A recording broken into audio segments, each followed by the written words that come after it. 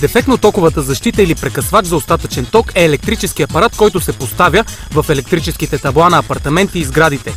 Основното му предназначение е да намали риска от токов удар, протичане на ток през тялото на човек или на разговорен език, предпазва да не те удари тока. Целта на дефектно-токовата защита е да изключи веригата за време по-малко от необходимото за нанасяне на сериозни поражения върху човека. При допир до метална част на уред с повреда в изолацията могат да възникнат сериозни опасности за човешкото здраве и живот. Ето защо веригата на повредения електроуред трябва да бъде изключена по най-бързия начин.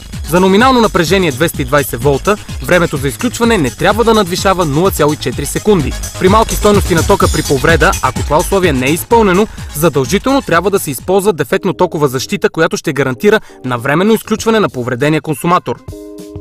Работата на защитата се базира на система, която изпълнява 3 последователни действия: откриване на токна отечка, измерване на стойността му и автоматично изключване на повредената верига над зададен праг на токна отечка, който протича при нарушена изолация на електрическата инсталация или електроуредите.